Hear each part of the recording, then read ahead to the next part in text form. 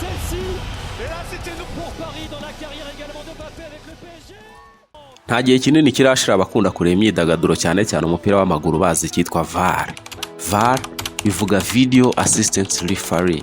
Burya yatangiye mu Buholandi mu mwaka wa 2010. Reka tubisuzume twe turi The Fixers. Nyuma y'igihe kinini habaho amagerageza agiye atandukanye, gusa bwa mbere igeragezwa ryakoreshejwe ku ikipe y'igihugu umukino wa gicuti wahuje Ubufaransa na Italy muri 2016 mu kwa 9 itariki ya mbere. Hagati aho umukino uri professional wabonetsemo iri koranabuhanga rya VAR wari uwahuje Ajax na Willem kuri 21 z'ukwa 9 2016. Ni nabwo hakoreshejwe screen yo ku kibuga.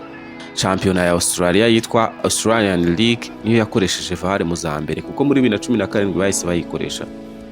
German Bundesliga nkuko bita championa y'Ubudage ndetse na Italy Series bahise bakoresha VAR muri 2017 na 2018. France League nkuko championa y'Ubufaransa yitwa bahise bakoresha VAR 2018 na 2019. England Premier League bakoresheje VAR muri 2019 ndetse na 2020. Cyakoze muri 2018 muri FIFA World Cup yabereye mu Burusiya VAR yarakoreshejwe. Muri UEFA Champions League bakoresheje VAR muri 2018 na 2019. Iyo wumvise VAR wumva iki? VAR ni ikoranabuhanga ryakozwe rigamijwe gukoreshwa mu misifurire yo mu kibuga, ahanini rigamije gufasha abasifuzi gufata ibyemezo bikwiriye. Ikipe iri gukoresha ikoranabuhanga ireba ibibera ku kibuga ikoresheje amasukurine atandukanye, kandi izo kamera nazo ziba zireba mu byerekezo bitandukanye by'ikibuga. Umva gufitiye amakuru meza cyane kandi ashimishije. Ngwino muri iFix Technology Limited maze tuguhe product zose za Apple waba ukeneye, harimo machine, telefone, amasaha n'ibindi byose. Uretse kubiguhera ku giciro cyiza, muri iFix tuzakugira inama nziza zo kubyitaho, kandi nibinahura n'ikibazo tuzagufasha byoroshye kubisana. N'ibindi bikoresho byose electronique ukeneye biri hanze y'igihugu tugufasha kubitumiza maze bikakugeraho mu buryo bworoshye. Ibijyanye na CCTV cameras ku mutekano wawe, aho ukorera cyangwa se aho utuye, ibi nabyo tuzabigukorera mu buryo bworoshye. Tugurisha imodoka ndetse tunagufasha kuba zakugeraho uri hose byihuse. Dusure kuri wa_ifix_ra. VAR ifite umusifuzi uhagarariye abandi ariwe bita VAR official. Abandi basifuzi batatu bafasha bitwa assistant referees. Hari indi mikino urugero nka cricket cyangwa hockey n'ubusanzwe bakinnyi cyangwa arbitre basaba kureba kuri video ngo bamaripfa cyangwa ibafashe kumenya niba ibyemezo byafashwe ari byo. Kuri VAR ho ikomeza kureba uko umukino ugenda, igahamagara arbitre igihe gusa hafashwe ibyemezo bidakwiriye.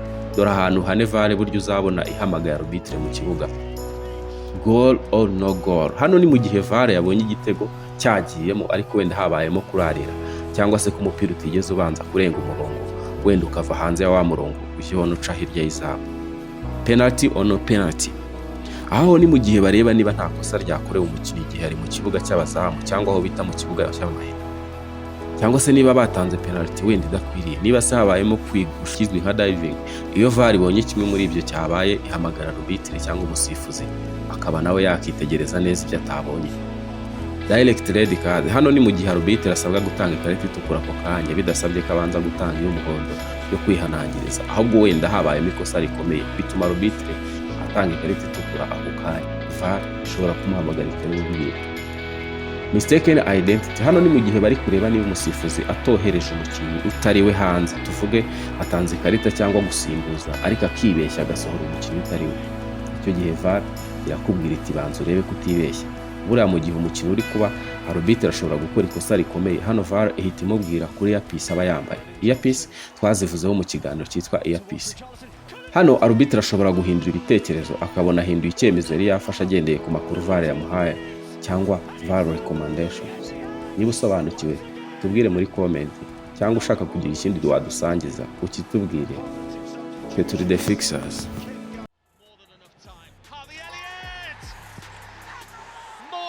Time. He really needed that. His first of the season. Liverpool's little diamond could have just put... Hello, nitwa Yvette. Turi muri iFix nk'uko urimo kubibona. Nkuzaniye amakuru meza cyane, niyo mpamvu ndi kuyavuga nishimye.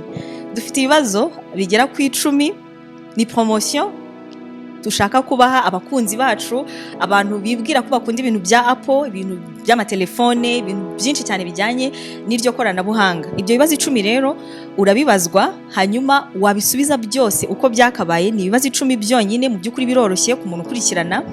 Dushobora kuguha kimwe muri ibi bihembo. Reka duhere kuri iPhone.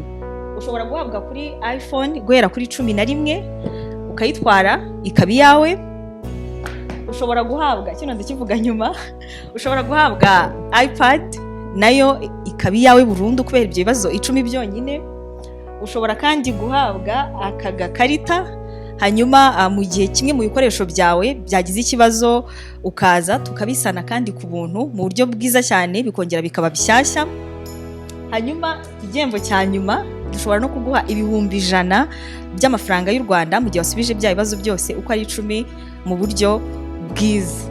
Hanyuma rushobora kwibaza ngo ndamutse nje nkasubiza bino bibazo ariko simbyuzuze byagenda bite? Ufite amahirwe agera kuri 3 yo kugaruka kwiyandikisha. Bwa mbere urumva biranze, bwa kabiri wagaruka tukakwandika ukabazwa, byakwanga ukongera ukabazwa bwa gatatu. Hanyuma rero ushobora gukurikirana n'amakuru yose kuri The Fixers ukabasha kumenya ndetse no gusobanukirwa byose. The Fixers ni YouTube channel iriho n'andi makuru menshi kandi meza cyane ajyanye n'ikoranabuhanga, havuyemo n'ibingi by'ama iPhone gusa.